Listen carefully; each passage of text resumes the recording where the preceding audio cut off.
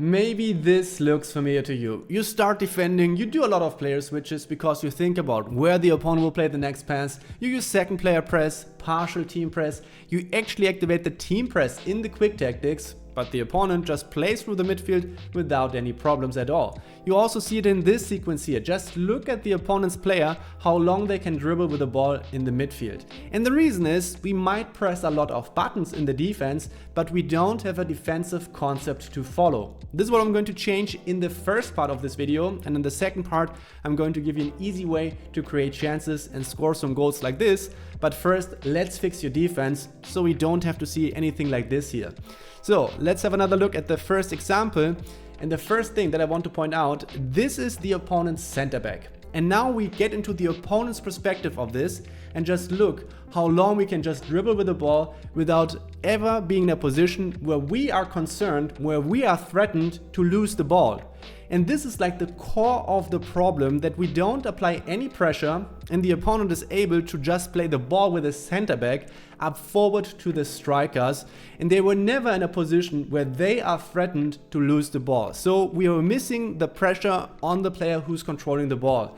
This is like the first principle that we want to follow. As long as our defense is stable, that we find a way to at least apply some pressure to the opponent. So there are two ways how we can accomplish this. First, we use our selected player to move up a bit. We don't have to rush out, but just going a bit forward so they start to be concerned about, well, if I continue like this, I'm going to lose the ball because I'm going to run in the opponent. This is not the case right here because we are moving away. That's fine, because another way how we can defend is that we think about what kind of pass will the opponent play next. So a pass like this looks quite reasonable. So what we can do is we use our player to get in between there to intercept or to apply pressure when this player is receiving the ball.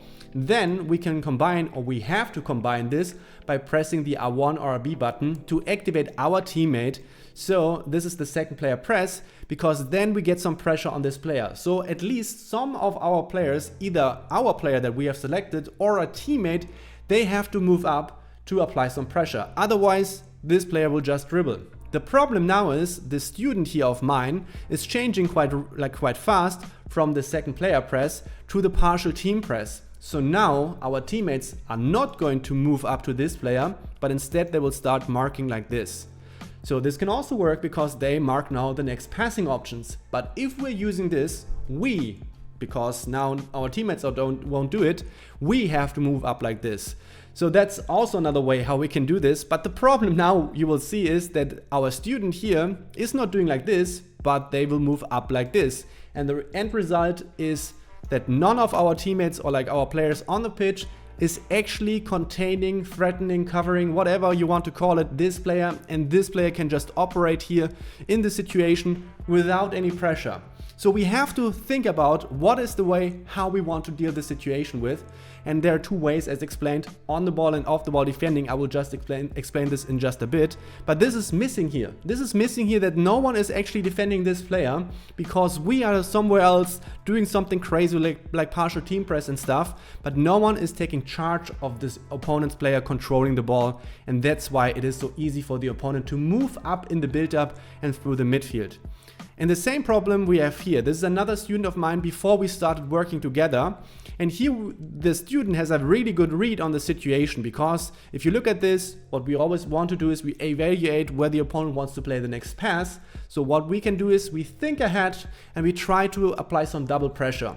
So we use our player to already move in this direction. And this is missing here. That's the whole cause why this got so problematic, is that the student is missing to press R1 or RB, because then this player would move up. We have two players of our team doing something useful, and then it's very hard for this player to actually move on. But when this is missing, so as soon as we decide to defend off the ball, because we're not defending the player who's currently controlling the ball, but we defend the next passing option, then if that is not the case with the second player press, well, this player can just move around freely with never being in a situation where they are threatened to lose the ball. This is the whole core of the problem we see as well. You see, like, they can just dribble around because we don't have another player who's applying some pressure towards the opponent. We have to press R1 or RB in those situations. That's why they can just run around. Now it's too late. This player is already pushed up too wide forward, so our teammate won't do anything anymore. If we decide to say like, okay, the opponent won't play the pass anymore that we covered the whole time, which is a fair conclusion that we can come to, then we have to get in a position to actually contain this opponent with the ball. So we have to move up like this. That's the next problem here. So as soon as we start defending the player who's currently controlling the ball, we have to be in a position where they have to be concerned of losing the ball. If we don't do this and are too passive like this, you see, we give this player too much space to like pick their pass. Like this is the problem, that they can just choose freely what to do. Do I continue like this? Do I just move forward? Do I play the next pass? They can look for the best options available. And this is not something that you as the defensive player, you want to allow. So here you see the opponent can do whatever, and then this is all falling apart. We should also switch to the center back earlier, and then we can defend such a situation like this.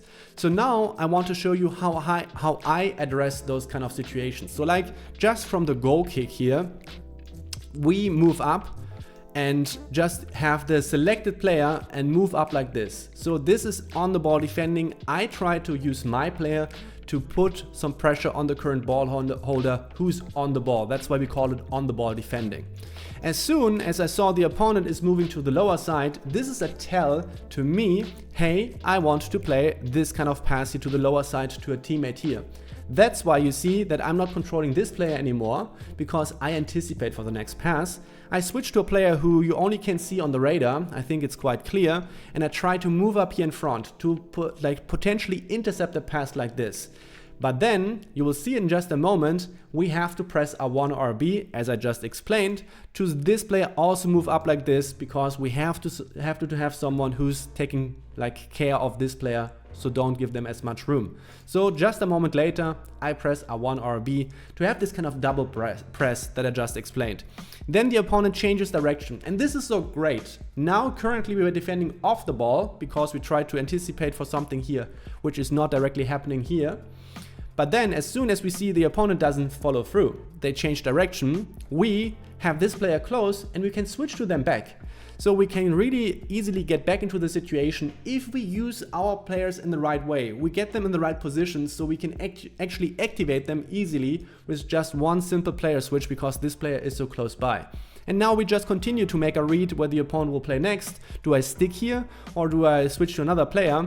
And this is then the moment, because when we make problems for the opponent and they have to change their plans, these are the moments when we then can easily apply pressure with the player who's close by. Not in this situation, but just like as a theory. So the opponent just plays to the top side. You see me, that's why I'm switching here as well. Try to block those kind of options that they have in the top. Right now, I don't have a good way of applying pressure. So for example, if I move up like this, well, then this player is open. That's why my first way of defending is like this, to make this not available. And then they have to change their plan, and this is what you will see quite often. They see, well, this is not possible, and they turn to the lower side. They pass a pass to the lower side because they noticed, well, there's not much going on here. And the reason is, as you can see, I have a lot of players of my team involved in this. And this is what you can accomplish with this kind of concept between on and off the ball defending, and making sure that the opponent has to constantly look for ways how they can build up their play, look for the next passing option. So that's why I think, okay, I think they will play to the lower side. I try to block passes like this. They play a very defensive pass like this. And this moves on for a bit. And now just look at this moment here. The opponent turns to the top side, so they are indicating me, okay, hey, I want to play a pass maybe to this player, to this player. Do you think it's possible? Not really, because I already have this player selected, and I can really take account or take charge of those kind of two passing options like this with this player here. And obviously, as explained, I follow my own concept. I'm using R1 or RB to apply some pressure. So we make it really uncomfortable for the opponent to look for options, because right now they don't have anything to do, right? They can't really do anything. And as soon as they start turning, I would switch back to this player. So this is the whole idea how we defend this. And as soon you see like they are looking for options, I switch to this player because they are running out of options, as you can see. This is how to apply pressure, how to make the build-up uncomfortable for the opponent. There's so many things that we can do on the pitch. And as you will see, like this is going to play out, the opponent's going to play the pass or like going to build up their play. They do a decent job here that they don't rush anything, but at some point they will rush something. Here in that case, I actually switch to my center back to move here up in front to like really take charge of this area here. And at the end, if you make it as hard for the opponent to build up, you saw they were already playing a lot of passes, at some point they will get impatient and in that case make an easy error, and that's how I win the ball. So this is, as you can see, a very important concept. That's why we also made a very detailed tutorial about this, and the great part is you can check this out completely for free. Just click the eye in the top right corner or the link in the video description. You get to this tutorial, to this lesson as we call it, and here this will be explained in detail. As I said, everybody can check this out for free. This is just one lesson, as you can see, about this very important concept of on and off the ball defending, and this is just one part of our how to defend in FC26 course. So we have several tutorials explaining everything. Player switching, the concept I talked about, positioning, tackling, second man pressure, everything that you need to defend fundamentally good in this game. And this is just one course that we do. We do like 10 plus courses this season in FC26, and you get access to all of these courses with just the FC26 season pass. 10 plus courses, 100 plus tutorials that you can get access to, and the best part is you not only support yourself in becoming a better player, but also us as a small team.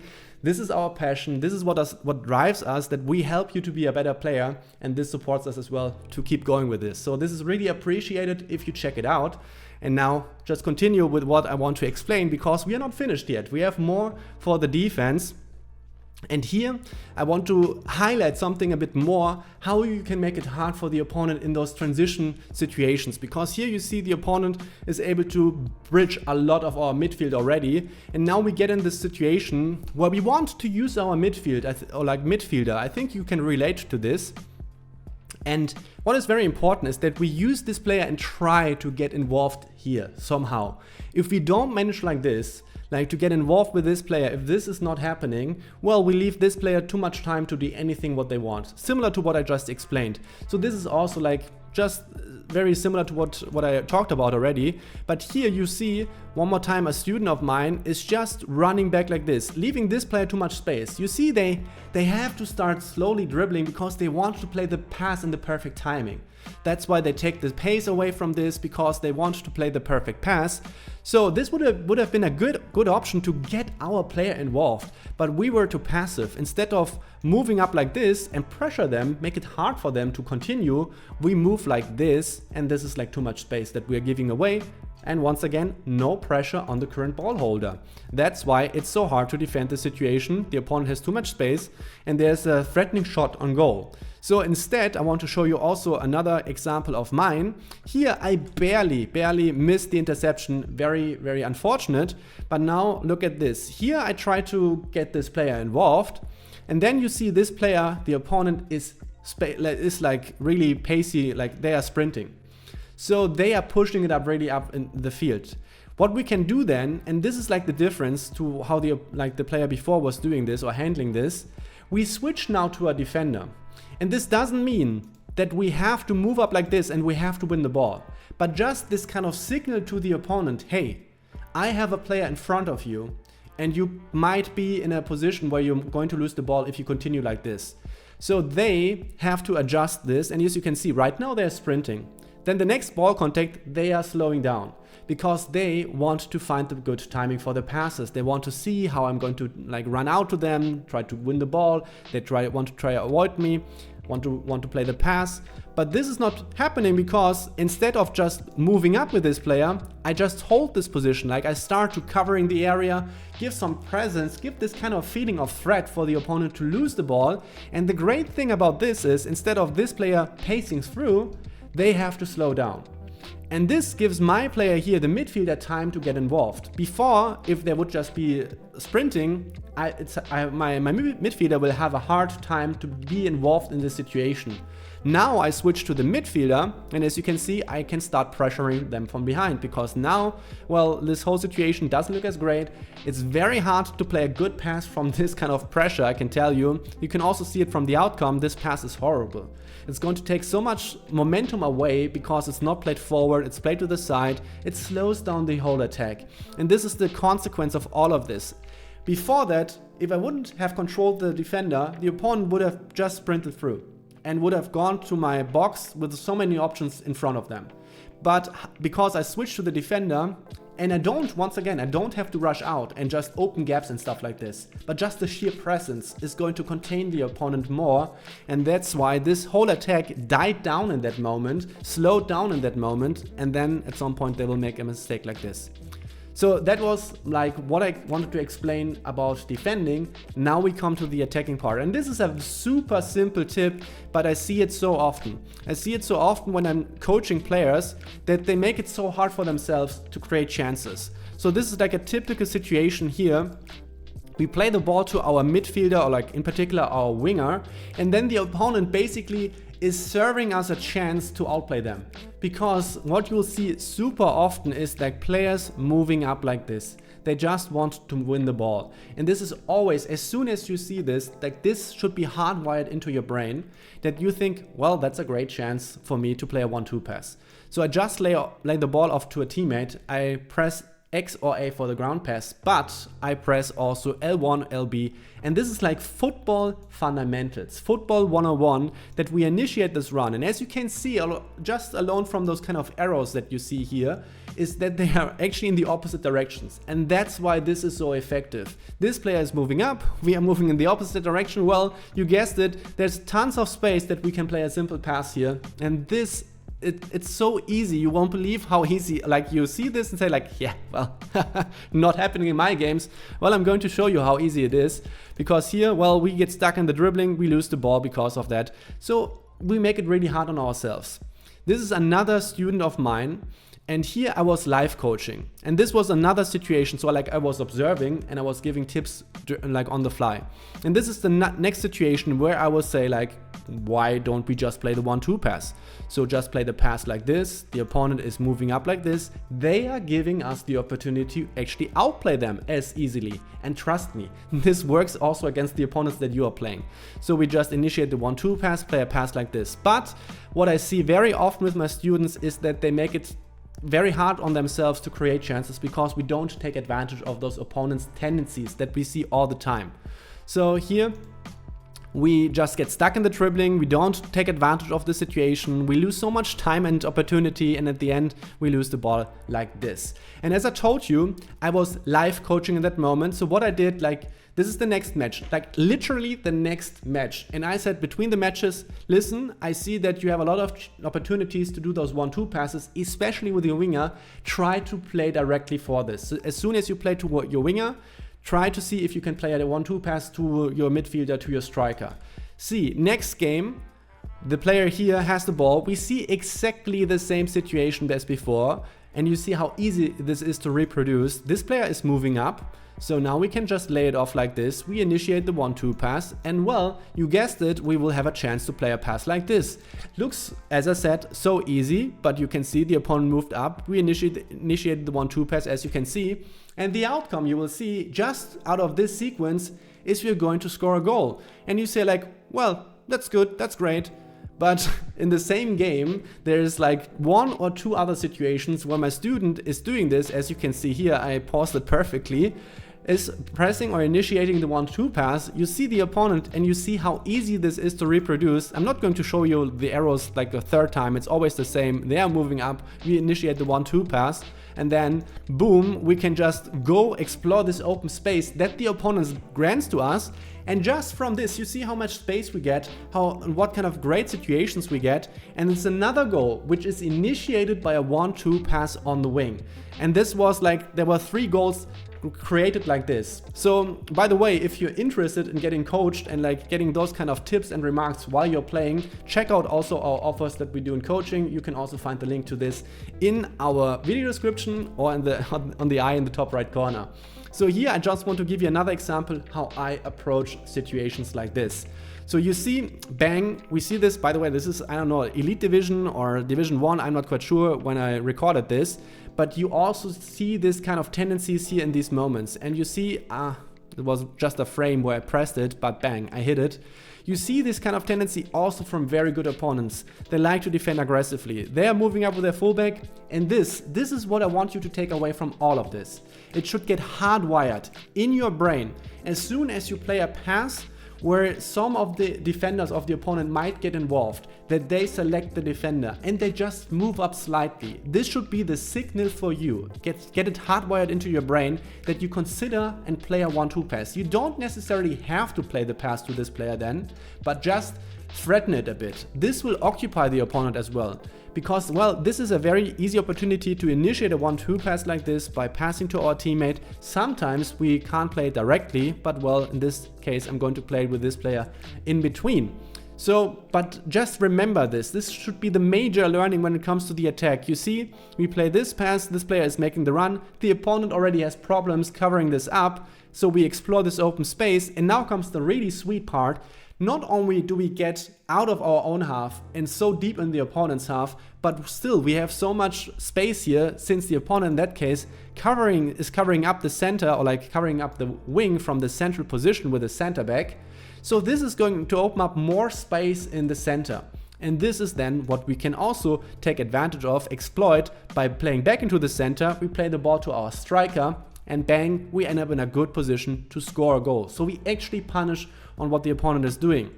And now the last note that I want to give you, the 1-2 passes are great, especially on the wing, especially in the situation that I explained to you. But you can use it in more spots, in more situations. This is another student of mine, and here he was playing against an opponent which was also very aggressive, moving up with a center back. And similar to what we've seen before we talked about situations, we had a winger here, we had a defender like here, so well, then we do the 1-2 pass. But we don't have to be limited to this. We can also go here in the central position. It will be even more effective, because if we do it right, the opponent here is going to move up and try to, maybe tackle for the ball or whatever. So what we do, we just lay off the ball, initiate the 1-2 pass, the run like this, and then we can just play into this open gap and be through on goal and can directly score. It's so simple. Trust me, it works against the opponents that you're playing. I see it all the time, how effective it is against the average opponent. You see, this player was moving up. If we would have initiated a 1-2 pass, the striker would have been here, and we can just be through on goal and have a 100% chance of scoring a goal. We also have a shot on goal here, but this is like a not so good situation. So here I want to show you a similar case. In that case, I saw or noticed my opponent was moving up with their center back. So exactly what we've seen before, but here in the midfield area, not like directly at the box. So not as threatening, but still we can do something out of this. Just follow what I just explained. So I'm going to draw the arrows one more time, right? So here we play the ball, we initiate the run. Well, you can imagine the rest. So we lay it off, we initiate a 1-2 pass, as you was barely able to see. And then we have this is always the opportunity that gets created. Just remember, as soon as you get close to the defensive line, get the defenders involved, this is always an opportunity that you can think about. In that case, I wanted to play it directly to my striker. The ball ended up here. A little bit unlucky. Still, we are able to play it out anyways, and we're going to score the goal. So this is what I wanted to explain to you, how you can make it harder for the opponent to build up by applying pressure to them. Check out the tutorial at the Guide Plus to get more information about the on and off the ball defending, and then also how to create some easy chances by using more of the 1-2 passes, especially against the defensive line. That's it from my side. Thanks for your attention. I hope this was helpful. That was my intention, 2 very easy fixes to better understand the game. This is what we're here for. Check out our additional content. Your support is appreciated. Thanks for watching. Keep a clean sheet. I'm out.